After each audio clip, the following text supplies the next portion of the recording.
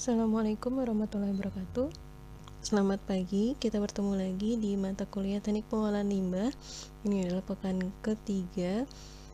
Kita akan mempelajari hari ini mengenai penanganan limbah cair. Di pertemuan pekan sebelumnya, kita sudah membahas mengenai hierarki penanganan limbah yang semestinya diawali dari awal sehingga limbah tidak banyak terbentuk. Dan ini adalah bagian yang porsinya paling besar ya, bentuknya seperti piramida terbalik, sehingga di bagian awal kita berusaha mengurangi pemakaian produk-produk yang menghasilkan limbah yang banyak, jadi kita menolak. Nah, kemudian setelah segala usaha itu kita lakukan dan ternyata masih ada limbah yang kita hasilkan, salah satunya adalah limbah cair, dan ini tidak dapat lagi kita pergunakan, kita manfaatkan, maka mau tidak mau limbah ini perlu diolah, ditangani agar tidak menyebabkan kerusakan lingkungan. Nah, kemarin kita sudah membahas ada batas dari lingkungan ya, bisa menampung limbah dalam jumlah tertentu, tapi setelah itu maka daya dukung lingkungan akan menurun. Lingkungan tidak mampu melakukan self purifikasi. Nah, limbah yang banyak dihasilkan di industri pertanian itu adalah limbah cair. Limbah cair industri pertanian pada dasarnya bervolume besar, kemudian mengandung bahan organik yang relatif lebih rendah dibandingkan limbah peternakan. Kemudian ketika dibuang ke badan air akan terjadi proses pengayaan nutrisi di badan air, atau yang biasa kita kenal dengan istilah eutrofikasi. Nah, dalam proses pengayaan nutrisi badan air ini akan terjadi peningkatan senyawa nitrogen dan fosfor yang akan menyebabkan mikroorganisme itu tumbuh dengan pesat, dan akan terjadi proses pengurangan kadar oksigen di dalam badan air karena digunakan oleh mikroba ya, mikroorganisme untuk mendegradasi atau menguraikan senyawa organik di dalam air. Karena kekurangan oksigen ini bisa menyebabkan hewan air ya, hewan akuatik seperti ikan itu bisa kehabisan oksigen gitu ya, bisa kehabisan oksigen dan mati. Akibatnya di sini akan muncul penambahan bahan organik juga ya dari hewan-hewan yang mati, jadi proses pembusukan. Kemudian karena tidak adanya oksigen akan dihasilkan gas-gas yang menimbulkan bau yang tidak enak. Selain itu, penetrasi sinar matahari juga akan berkurang, sehingga ini menyebabkan tanaman juga akan mati karena tidak bisa melakukan proses fotosintesis. Nah, apa yang harus kita lakukan untuk mengolah limbah? Ya, ini tidak hanya untuk limbah cair. Yang pertama, kita perlu menghitung kuantitas limbah yang dihasilkan dari kegiatan kita. Jadi kuantitas atau jumlah limbah. Kemudian setelah jumlah limbah ini kita tentukan, yang kedua adalah menganalisa karakteristik dari limbah ya. Limbah yang tadi dihasilkan tersebut memiliki sifat-sifat ini yang perlu dianalisa. Setelah itu, dari hasil analisa, maka kita bisa melakukan perancangan unit pengolahan limbah yang dibutuhkan, meliputi skala unit pengolahan limbah gitu ya, sebesar apa, kemudian tata letak dan urutan unit pengolahan, dan yang terakhir kita bisa mengetahui efisiensi unit pengolahan sesuai dengan baku mutu efluen yang ditetapkan oleh pemerintah. Jadi baku mutu efluen ini seperti yang sudah pernah kita bahas, itu adalah batas kadar minimum yang diperbolehkan bagi zat sehingga relatif aman ya untuk dibuang dari sumber pencemar ke sumber air yang kita konsumsi sehari-hari. Oke, kita kembali ke skala ya. Jadi di bagian ketiga ini nanti akan bisa kita tentukan skala unit pengolahan limbahnya. ketika kita mengetahui kuantitas limbahnya itu besar ya, kuantitas limbahnya besar misalnya, ternyata ada banyak sekali limbah yang dihasilkan dari usaha kecil menengah ya, industri pertanian, misalnya pengolahan kedelai menjadi tempe ya. Kedelai adalah produk pertanian yang diolah menjadi tempe, itu membutuhkan proses perebusan, kemudian pencucian sebelumnya, yang itu menghasilkan limbah cair yang sangat banyak. Nah, ketika limbah cair ini sangat banyak, kemudian ada banyak sekali unit pengusaha tempe ya, seperti di Kekali, maka itu dapat direncanakan skalanya, besarnya gitu ya, unit pengolahan limbah yang akan dibuat. Apakah skala ini akan dibuat skala komunal? Komunal ini artinya satu unit saja pengolahan limbah, tetapi menampung seluruh limbah dari penghasil limbah ya, UKM tempe itu contohnya, kemudian didistribusikan menuju ke satu unit pengolahan limbah tersebut. Ini adalah skala komunal, jadi hanya ada satu lokasi tempat pengumpulan dan pengolahan limbah. Kemudian ketika kuantitas limbahnya sedikit dan ternyata dapat dikelola secara mandiri, maka dibuat skala unit pengolahan limbahnya yang skala individual, hanya misalnya untuk satu UKM saja gitu ya. Setiap UKM itu diberikan alat pengolahan limbah khusus untuk UKM tersebut, yang besarnya itu kecil ya. Jadi di sini kita bisa menentukan skalanya. Kemudian tata letak dan urutan. Nah, ini akan sangat ditentukan dari bagaimana karakteristik limbah yang kita hasilkan. Kalau tadi skala ini ditentukan dari kuantitas limbahnya. Kemudian untuk yang kedua, tata letak dan urutan ini akan sangat ditentukan dari karakteristik limbah gitu ya.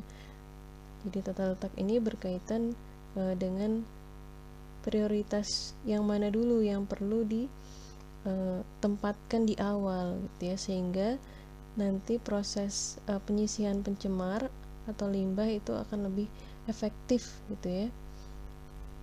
Kemudian akhirnya ketika pencemar sudah berhasil dihilangkan, kita dapat menganalisa seberapa besar efisiensi unit pengolahannya, dan diharapkan kita bisa memenuhi baku mutu gitu ya. Baku mutu inilah nanti akan menjamin limbah yang kita buang ke lingkungan itu tidak mencemari lingkungan.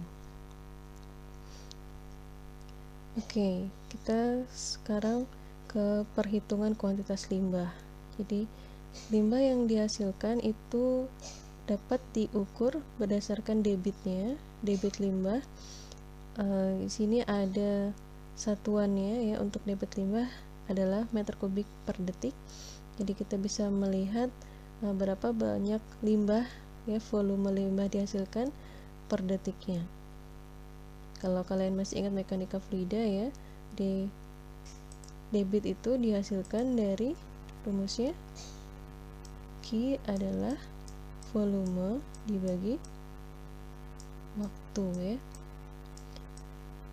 Jadi volume dibagi waktu. Gimana cara menghitung debit ini? Caranya adalah kita menampung volume ya tertentu dari fluida di dalam wadah, kemudian kita ukur berapa waktu yang dibutuhkan sehingga wadah tersebut penuh oleh sampel ya, sampel fluidanya. Nah, kita bisa menemukan debitnya dengan membagi volume dan waktu. Nah, kita bisa merubah satuan ini menjadi berapa liter per hari limbah yang dihasilkan, misalnya oleh unit UKM tempe tadi gitu ya, berapa liter limbah per hari yang dihasilkan. Nah, ini bisa kita ukur secara manual seperti ini. Kemudian konsentrasi limbah. Kuantitas limbah ini ditentukan juga bisa ditentukan dari berapa massa pencemar yang berada di dalam air gitu ya, berapa banyak zat yang berada di dalam air. Ini bisa dievaluasi dengan membandingkan antara berapa massanya ya, massa dari sampel dan volume dari sampel. Jadi kita mengambil sampel, kemudian di dalam sampel tersebut ya mengandung pencemar. Nah ini kita ukur berapa sih, ini misalnya botol ya, jadi botol ini mengandung air sampel, kemudian kita mengevaluasi berapa banyak residunya pencemar yang ada di sana, kemudian kita bagi dengan jumlah sampelnya. Ini secara umum seperti itu ya. Kemudian ada istilah terakhir yaitu disebut sebagai beban pencemaran. Beban pencemaran ini didapatkan dari persamaan ini ya, mengalihkan antara debit dengan konsentrasi. Jadi debitnya di sini kita kalikan yang kita dapatkan dari pengukuran volume dan waktu, kemudian kita kalikan dengan konsentrasi limbah, sehingga kita mendapatkan beban pencemaran ya, berapa besarnya dalam satuan kilogram. Jadi massa saja. Ini kan kilogram ya, kilogram per hari misalnya, atau kilogram per detik.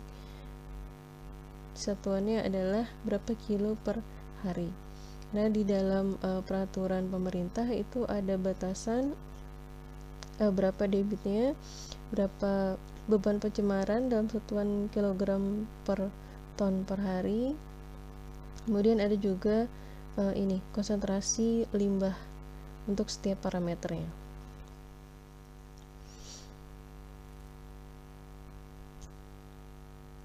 Kemudian yang kedua, kita perlu melakukan analisa karakteristik limbah. Tujuannya apa? Tujuannya adalah untuk mengetahui kualitas dari badan air yang menerima pencemar tersebut, atau untuk mengetahui karakteristik polutan, sehingga kita dapat menentukan mekanisme penanganan limbah yang tepat dan langkah pengendalian yang diperlukan. Pada dasarnya ini dilakukan dengan cara sampling ya, mengambil sampel air limbah. Di mata kuliah teknik lingkungan kita sudah mempelajari teknik-teknik sampling ya, berapa banyak titik, kemudian di titik mana saja kita harus mengambil sampel, kemudian bagaimana cara menjaga agar sampel tersebut dapat aman, awet sampai dilakukan analisa di laboratorium. Analisa lab ini kemudian akan memberikan hasil ya, karakteristik pencemar baik dari fisika ya, aspek fisika, kimia, dan biologi dari limbah tersebut.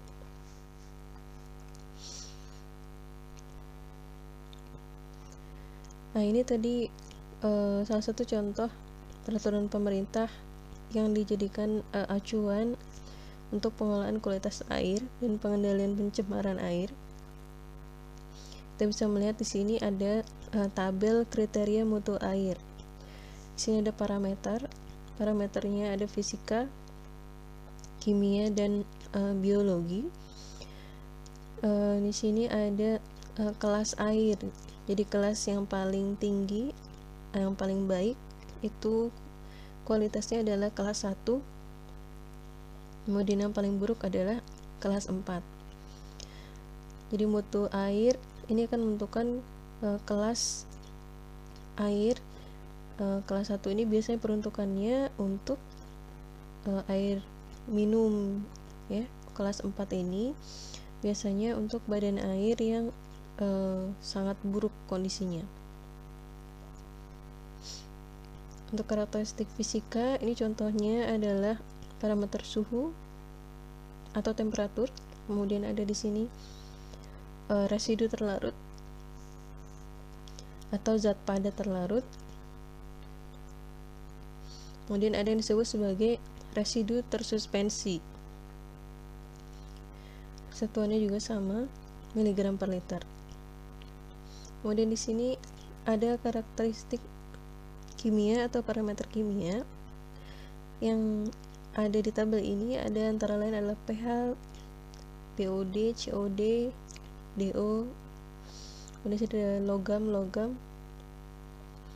Yang ini akan menentukan bagaimana sifat secara kimia dari limbah tersebut.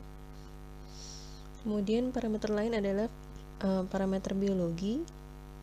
Parameter biologi ini akan sangat menentukan apakah limbah tersebut bersifat organik atau anorganik, ya dapat didegradasi secara alami oleh mikroorganisme yang ada di alam, atau sulit untuk terurai secara alami di alam karena sifatnya cenderung anorganik.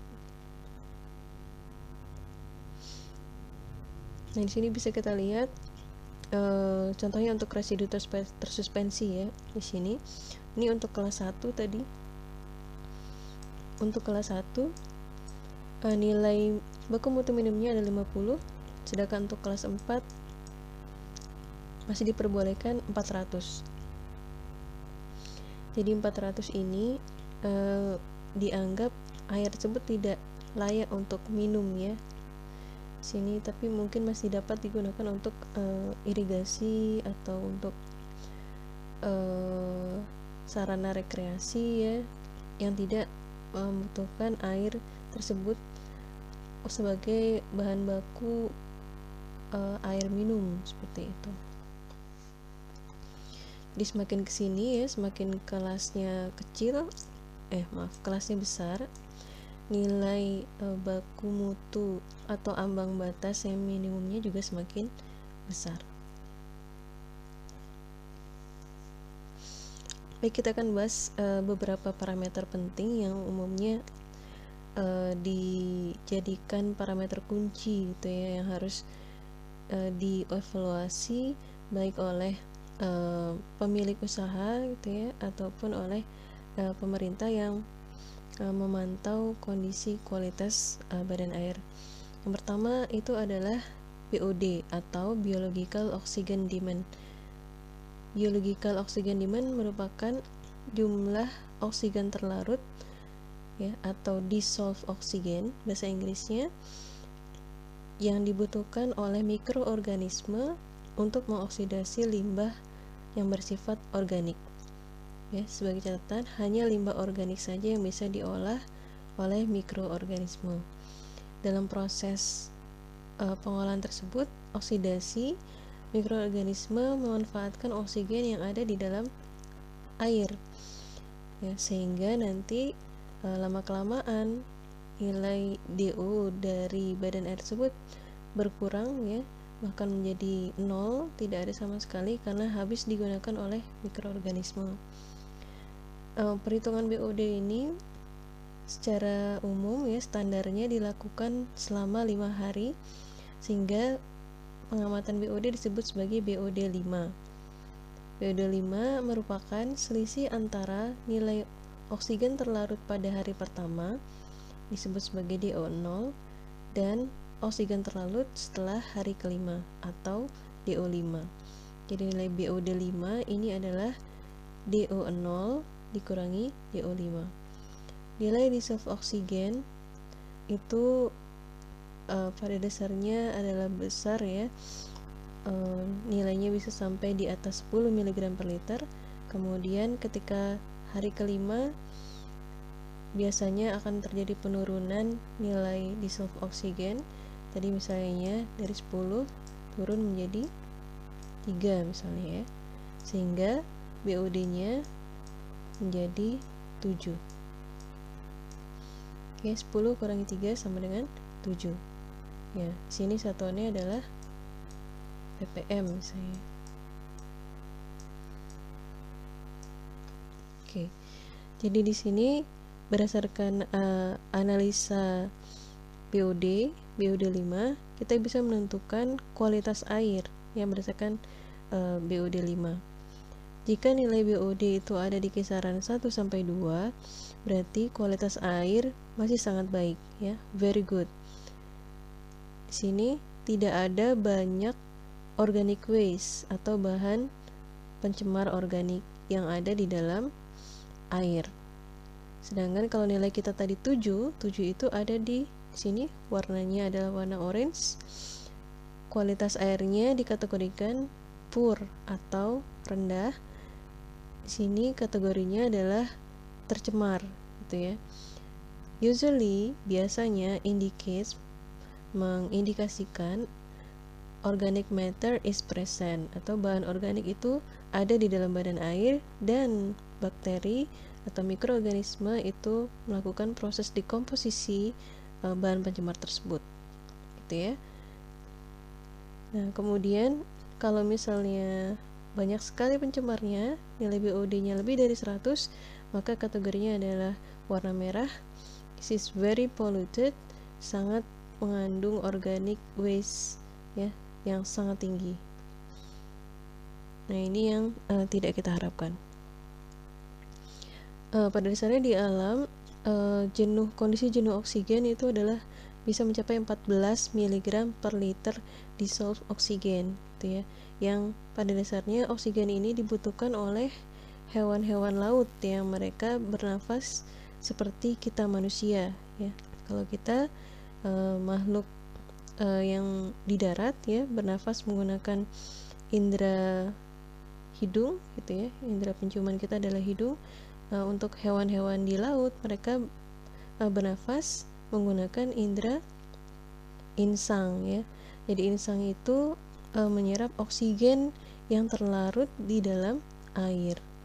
Ketika kandungan oksigen terlarut itu tinggi, maka ikan akan bisa bernafas dengan baik gitu ya, bisa melakukan kehidupannya secara normal. Tapi ketika semakin berkurang gitu ya, akan terjadi kematian ya, ikan-ikannya tidak bisa bernafas seperti manusia saja ya. Kalau kita tidak bisa bernafas, kemungkinan akan pingsan ya, kalau sangat parah bisa mati seperti ini. Dan ketika kondisinya sangat rendah nilai DO-nya, yang akan hidup di badan air adalah mikroorganisme saja. Ikan-ikan sama sekali tidak bisa hidup. Oke, ini gambar ini menunjukkan kondisi oksigen yang terlarut di dalam air. Oksigen ini disimbolkan dengan O ya, O2. Ada 2 atom O yang berikatan dengan ikatan kovalen seperti ini, dan ini adalah H2O. Jadi ada ikatan hidrogen dengan oksigen ya, yang ada di dalam air. Nah, di sini dia saling terikat ya, antara O dengan H di molekul air yang lainnya. Ini posisinya. Nah, bagaimana cara mengukur BOD? Kalau di pelajaran di teknik lingkungan ya, kita sudah mempelajari bahwa bagaimana cara mengambil sampel. Nah, sekarang di sini kita akan sedikit lebih membahas tentang bagaimana mengukur parameter-parameter yang tadi dibutuhkan untuk mengevaluasi karakteristik dari pencemar atau badan air. Yang pertama ini, untuk BOD kita bisa melakukan yang disebut sebagai titrasi Winkler. Prinsipnya menggunakan sampel air limbah, kita tambahkan dengan bahan-bahan kimia. Bahan-bahan kimia ini nanti akan bereaksi, kemudian menghasilkan endapan tertentu, kemudian ada terjadi perubahan warna, dan pada suatu titik tertentu kita dapat menentukan berapa banyak sisa dari oksigen yang ada di dalam air limbah tersebut. Yang pernah melakukan titrasi tentu mengenal ya alat yang ada di gambar ini. Ini adalah titrasi, alat untuk titrasi. Kemudian di sini adalah air limbahnya yang akan kita uji ya, kita analisa berapa sisa DO-nya. Jadi ini dilakukan pada hari pertama DO 0, kemudian pada hari kelima. Oke, ini langkah-langkahnya ya, bisa dibaca. Jadi pada dasarnya kita akan mencari satu titik di mana akan terjadi perubahan warna sampel karena ditambahkan dengan natrium tiosulfat gitu ya. Natrium tiosulfat ini adalah zat titrannya. Nah, ini adalah reaksi kimia pada proses titrasi Winkler. Sini ada penambahan permanganat sulfat ya. Kemudian ada kalium hidroksida. Ini akan menghasilkan zat kimia seperti ini. Kemudian kita tambahkan lagi dengan iodium ya, Ki, nanti akan membentuk I2 tadi. Setelah ini baru kita lakukan titrasi dengan natrium tiosulfat sehingga akan terbentuk senyawa ini ya.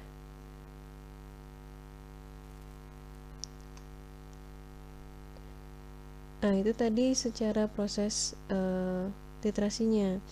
Nah, bagaimana kemudian setelah kita berhasil menentukan berapa mililiter titran ya yang kita tambahkan sehingga terjadi perubahan warna. Nah, di sini kita bisa menghitung berapa DO yang tersisa di dalam air limbah. Caranya dengan persamaan ini kita mengalihkan antara volume tiosulfat yang kita tambahkan pada proses titrasi, kemudian kita kalikan dengan normalitas dari natrium tiosulfat, kemudian kita kalikan dengan 1000 dikalikan dengan BE ya. Ini adalah berat ekivalen dari oksigen dikalikan dengan P. P ini adalah faktor pengenceran. Lalu dibagi dengan volume sampel yang kita ambil. Misalnya volume sampel yang kita gunakan dalam proses titrasi adalah 100 mili ya. Nah, maka volume sampelnya adalah 100 mili. Kemudian P ini faktor pengenceran. Maksudnya apa? Jadi sampel yang kita ambil itu bisa jadi sangat tinggi konsentrasi pencemarnya. Nah, natrium tiosulfat ini tidak mampu untuk mentitrasi terlalu banyak pencemar ya di dalam air limbah, sehingga kita perlu melakukan proses pengenceran. Nah, faktor pengenceran ini berapa kali pengencerannya itu perlu kita tambahkan sehingga didapatkan berapa nilai DO yang tersisa di dalam air limbah. Misalnya di sini kita memiliki volume tiosulfatnya tadi 25 ml gitu ya di sini. Ternyata dibutuhkan 25 natrium tiosulfat, kemudian normalitas tiosulfatnya adalah 2 misalnya ya. Kemudian dikalikan 1000 kali BeO2 nilai konstan yaitu 8 dan dikalikan pengenceran. Misalnya kita encerkan 100 kali. Ya, kita encerkan 100 kali. Oke. Dan volume sampel yang kita gunakan itu adalah 100 ml. Oke. Ingat satuannya harus sama ya di sini. Untuk volume tiosulfatnya 25 mili, volume sampelnya adalah 100 mili. Oke, lalu kita coba bagi ini misalnya adalah DO5 berarti ya. Ini misalnya DO5. Nah, di sini kita kalikan 25 kali 2 dikali 8 dikali 100. Ini kita bisa coret. 25 kali 2 dapat 50, 50 dikali 8 menjadi 400. Oke. Jadi 400 kita dapat, ini asumsinya contoh saja. Kemudian inilah DO5 ya. Nah, selanjutnya DO0. DO0-nya sama ya, hanya mungkin nanti di sini volume tiosulfatnya akan berbeda hasilnya dan sebagainya. Nah, di sini kita misalnya mendapatkan nilai DO5 nya tadi 400 gitu ya. Kemudian untuk DO5 nya adalah 500 misalnya ya. Maaf, DO0 ya. Sehingga nilai BOD nya adalah 100. Oke, 100 ini masih masuk baku mutu atau tidak? Oke, bisa dicek lagi di peraturan yang sebelumnya ya. Seperti ini. Jadi untuk titrasi Winkler perlu bahan kimia ya untuk uji labnya.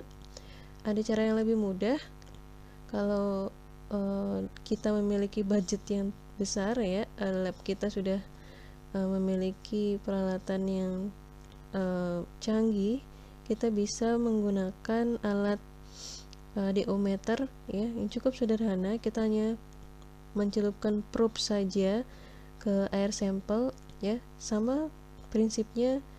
Kita melakukannya pada hari pertama sebelum inkubasi, kemudian pada hari kelima. Jadi kita mengukur di sini misalnya untuk hari pertama itu 8,5, kemudian pada hari kelima kita mengukur di sini nilainya tinggal 1 ya, sehingga nanti didapatkan nilai BOD-nya adalah berapa? 8,5 dikurangi 1, oke, 7,5 ya, seperti itu.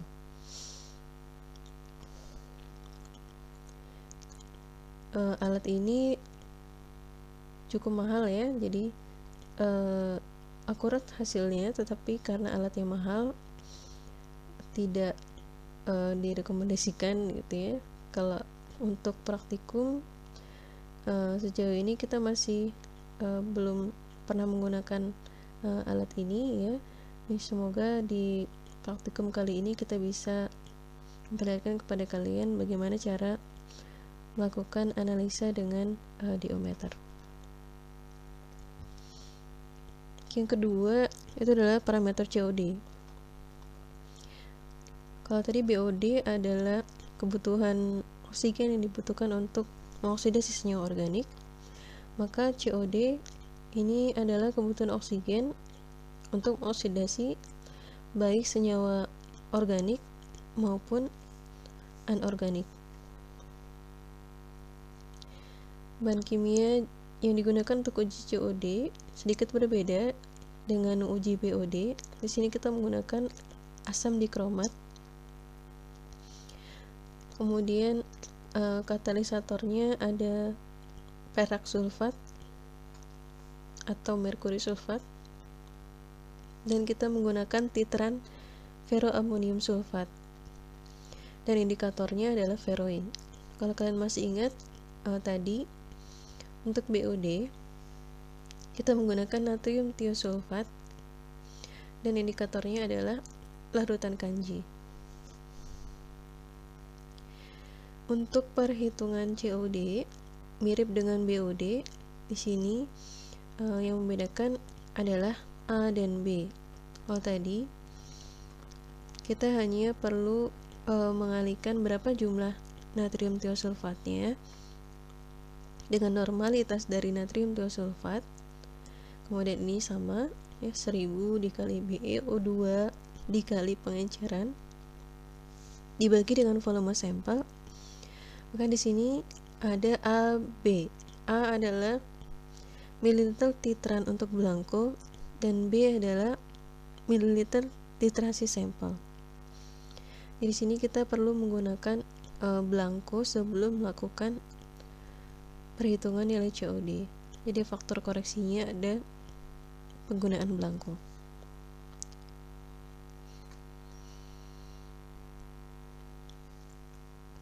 Inilah reaksi kimia pada uji COD. Tadi ada penambahan permanganat ya, kalium permanganat. Di sini kita menggunakan kalium dikromat yang awalnya berwarna kuning ya, senyawa organik yang ada dalam air limbah ketika bereaksi dengan kalium dikromat dan disitu ada katalisatornya adalah perak sulfat, maka akan menghasilkan larutan berwarna hijau. Kemudian titrasi dengan ferroin akan menghasilkan warna merah coklat. Dari warna hijau ini akan berubah menjadi warna merah kecoklatan.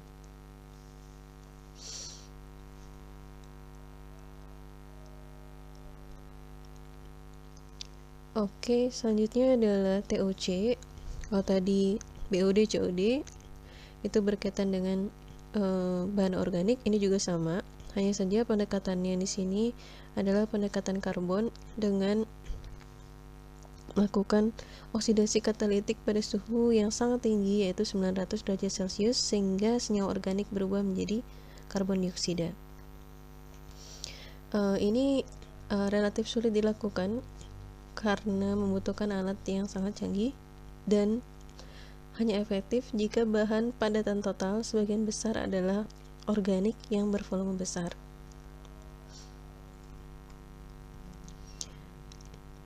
Sama dengan TOC, di sini ada analisa TOD atau total oxygen demand yang menggunakan katalis platinum. Suhunya dibutuhkan juga sangat tinggi pada analisa ini.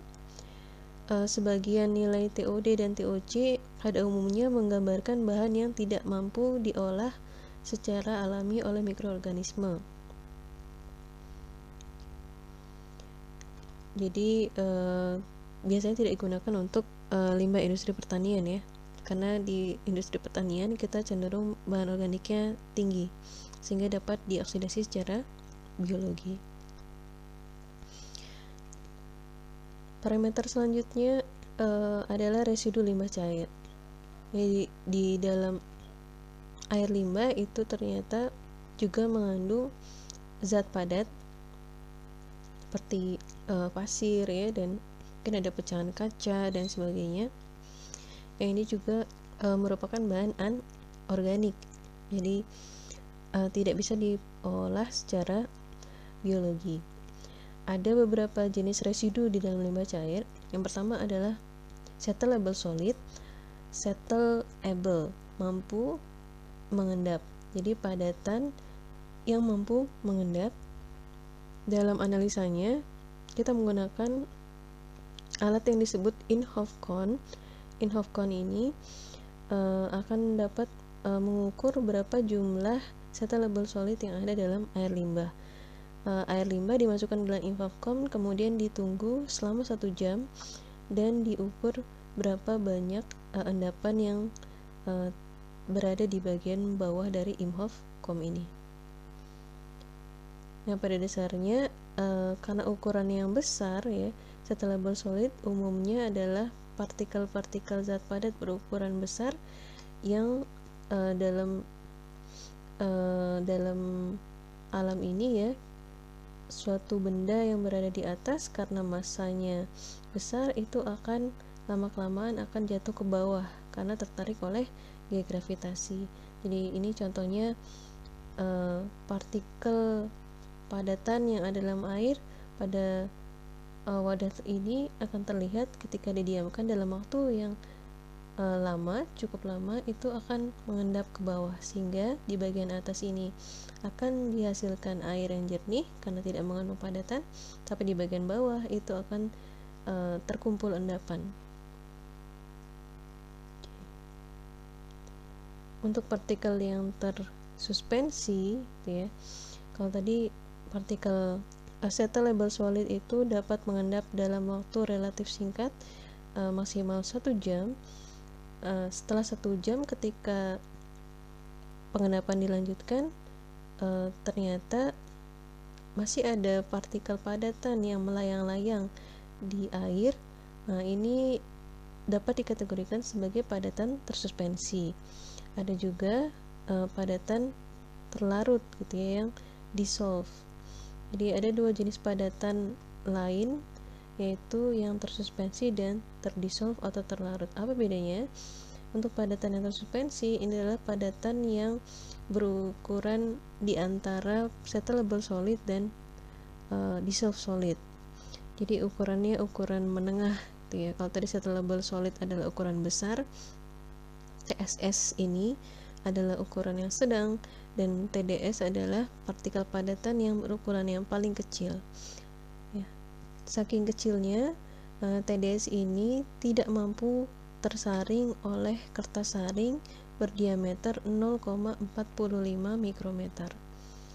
Sedangkan untuk TSS ini tidak mampu lolos dari pori-pori filter ya, filter yang berukuran 0,45 mikrometer. Dia akan tertahan di bagian atas kertas filter. Contoh settleable solid ya, contoh kalau kita bandingkan antara settleable solid, kemudian suspended solid dan dissolved solid, ya kita bisa membandingkan. Misalnya settleable solid ini adalah air dicampur kopi. Kalau kalian suka minum kopi ya, biasanya laki-laki, setelah beberapa lama nanti akan ada endapan di bagian dasar dari cangkir. Nah, itu adalah settleable solid. Kemudian ada ternyata yang masih melayang-layang, ukurannya kecil kopinya. Nah, itu termasuk padatan yang tersuspensi gitu ya. Dia bisa mengendap tapi lebih dari 1 jam, mungkin bisa sampai 2 hari, 4 hari dan seterusnya. Nah, sedangkan kalau dissolved solid itu ya tidak kasar, karena kecil sekali ukuran partikelnya, dia tidak akan bisa mengendap dengan sendirinya gitu ya, tidak bisa mengendap. Jadi ditunggu 100 tahun pun dissolved solid ini tidak akan mengendap. Contohnya di sini kalau kita melarutkan gula di dalam air. Jadi gula ini adalah padatan yang sudah terlarut, tidak bisa kita pisahkan dari air kecuali dilakukan proses misalnya penguapan ya. Jadi airnya akan menguap, sedangkan gulanya akan tinggal di dasar dari wadah seperti itu. Nah, di industri pertanian biasanya TDS ini yang berbahaya itu adalah pestisida. Jadi sisa-sisa pestisida ya. Pestisida adalah bahan kimia yang digunakan untuk membunuh ya hama ya. Jadi hama-hama itu disemprotkan dengan bahan kimia sehingga mati ya, dan tidak mengganggu tanaman. Nah, sebenarnya TDS ini tidak hanya berbahaya untuk hama, tapi juga ketika dia terlarut di dalam air irigasi, kemudian air irigasi ini terbawa ya ke drainase, saluran drainase, kemudian dari drainase masuk ke badan air. Nah, ini akan bisa meracuni hewan-hewan yang ada di badan air, bahkan juga akan meracuni kita manusia yang mengkonsumsi air tersebut. Bagaimana cara perhitungan TSS? Kalau TSS ini tadi ya rumusnya mirip ya dengan yang tadi, penentuan normal COD ya. COD ada A dan B. Tapi A dan B di sini berbeda dengan A dan B di persamaan sebelumnya. Dan di sini juga tidak ada nilai N dari FAS ya, tidak ada faktor pengenceran juga. Sebenarnya ini bisa ditambahkan ya rumusnya ketika kita melakukan pengenceran. Tapi tidak ada di sini BE dari O2 ya. Pengenceran bisa dimasukkan di sini. Oke, saya tambahkan. Oke, kalau misalnya sangat keruh gitu ya airnya, tidak bisa kita ukur, kita perlu encerkan dulu. Proses pengenceran pada dasarnya dilakukan dengan menambahkan air ya, seperti itu. Nah, di sini kita menghitung TSS ya. TSS ini dengan analisa gravimetri gitu ya. Jadi di sini TSS dianalisa dengan metode yang disebut sebagai gravimetri. Nah, analisa gravimetri ini pada dasarnya dilakukan dengan proses penimbangan ya, sebelum dan sesudah pemanasan pada oven ya. Jadi sampel yang tadi ya, sampel air limbah itu disaring menggunakan filter kertas saring berukuran 0,45 mikrometer. Kemudian padatan yang tidak lolos ya, yang berada di atas filter, nah inilah yang akan diukur. Ini adalah kertas filter misalnya ya. Di sini ada padatan yaitu TSS. Nah, kita mengukur berat TSS ini ya. Pada dasarnya kita tinggal mengukur kertas saring sebelum dipanaskan, sebelum dikeringkan, dan sesudah dikeringkan, seperti itu. Jadi kita mengetahui berapa banyak berapa banyak TSS atau padatan tersuspensi yang ada di kertas saring. Nah, untuk mendapatkan berapa miligram tadi TSS tersebut, kita harus mengurangi dengan berat filter gitu ya. Berat filternya harus kita kurangi karena di sini kita tidak mengikutkan berat filter dalam proses analisa suspended solid.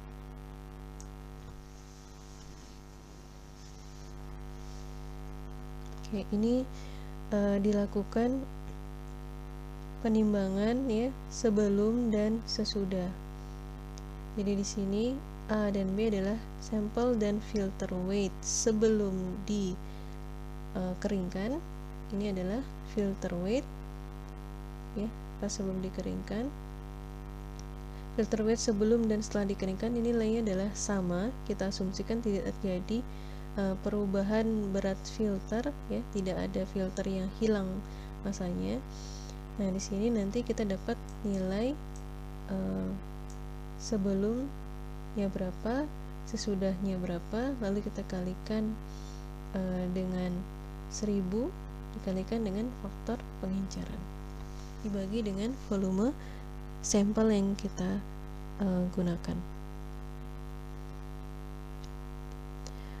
Oke, analisa selanjutnya adalah lemak, minyak, dan gemuk ya. Gemuk ini maksudnya fatty ya, fat sebenarnya sama dengan lemak gitu ya. Jadi minyak dan lemak ini bersifat organis gitu ya, yang sulit diuraikan oleh bakteri. Kita perlu menganalisa oil and grease karena oil and grease ini termasuk pencemar yang membahayakan karena bisa membatasi oksigen yang masuk ke dalam air. Dan kenapa bisa terjadi? Karena ada lapisan yang terbentuk di permukaan air. Bagaimana cara melakukan analisa minyak dan lemak? Caranya sama dengan tadi, kita menggunakan metode gravimetri tapi diekstraksi terlebih dahulu. Kalau penentuan TSS itu hanya penyaringan dengan filter. Untuk oil and grease kita melakukan ekstraksi menggunakan solvent atau pelarut ya, karena pada dasarnya minyak dan lemak itu tidak larut di dalam air, dia akan larut di dalam alkohol. Nah, di sini kita lakukan ekstraksi menggunakan pelarut yang mengandung alkohol. Biasanya kita menggunakan metanol ya, bukan alkohol yang untuk minum-minum itu. Nah, di sini alatnya ini adalah alat untuk ekstraksi labu kejeldal ya, biasanya kita gunakan. Kemudian di sini ada proses pemanasan. Pemanasannya jadi solvent ini kita campurkan dengan sampel yang kita ekstraksi, kemudian lemak dan minyak yang tadi berada dalam air limbah itu akan berpindah ke pelarut ini. Nah, pelarut inilah yang kita uapkan gitu ya, kita uapkan sehingga nanti di sini di dalam labu ini hanya akan tersisa lemak dan minyaknya, seperti itu. Parameter yang terakhir itu adalah kekeruhan. Terakhir ya. Iya. Jadi yang sering dianalisa di dalam limbah cair itu adalah kekeruhan. Kekeruhan ini berkaitan dengan seberapa banyak cahaya yang mampu ditembus diteruskan gitu ya oleh air. Semakin banyak bahan organik atau anorganik yang ada di dalam air limbah, maka kekeruhannya akan semakin tinggi. Nah, di sini analisanya bisa menggunakan Setchidis. Kalau di lapangan biasanya kita menggunakan alat yang disebut sebagai Setchidis.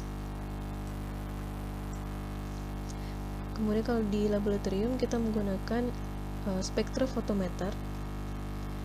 Kita mengukur seperti ini. Ini adalah prinsip kerja dari spektrofotometer. Ini sumber cahaya. Nah, ini adalah sampel air limbah yang mengandung bahan organik ataupun anorganik. Jadi sumber cahaya ini akan mengemisikan cahaya, yang kemudian cahaya ini akan mengenai air limbah. Sisa cahaya yang mampu diteruskan atau dipendarkan oleh bahan organik ini akan ditangkap oleh sensor. Nah, ini nilainya akan dinyatakan dalam NTU, turbidity.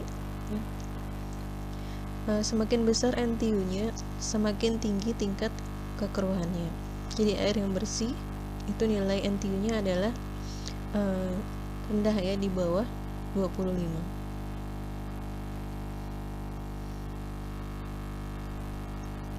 Oke, setelah tadi ya kita bisa menentukan beberapa karakteristik limbah yang penting dan umumnya ada di dalam peraturan pemerintah. Itu kita bisa saja merancang unit pengolahan limbah yang kita butuhkan sesuai dengan karakteristik tadi yang sudah kita analisa. Untuk penjelasan ini kita akan bahas di pertemuan selanjutnya. Ya, pada dasarnya unit pengolahan limbah ini terdiri dari beberapa tahapan. Pengolahan primer itu adalah yang pertama, kemudian selanjutnya pengolahan sekunder, tersier, setelah itu ada proses terakhir sebelum dibuang dan ketika air akan dikonsumsi untuk kebutuhan atau diresirkulasi lagi ke dalam proses pengolahan produk, yaitu desinfeksi. Yang terakhir, setelah air limbah bersih ya, melalui tahapan ini akan dihasilkan lumpur yang perlu diolah lebih lanjut. Jadi walaupun lumpur ini adalah zat padat, tapi di sini kita masukkan ke dalam tahapan pengolahan limbah cair. Baik, itu sementara gambaran tentang tahapan pengolahan limbah cair. Ini akan kita bahas lebih detail lagi pada pertemuan selanjutnya. Semoga kali ini membuat kita lebih memahami gitu ya. Kuliah kali ini membuat kita lebih memahami tahapan penanganan limbah cair. Itu perlu diawali dari menganalisa kuantitas limbah yang dihasilkan dan menganalisa karakteristik limbah cair tersebut. Itu saja. Terima kasih untuk perhatiannya. Mohon maaf untuk segala kekurangan. Kita bertemu lagi di pekan selanjutnya.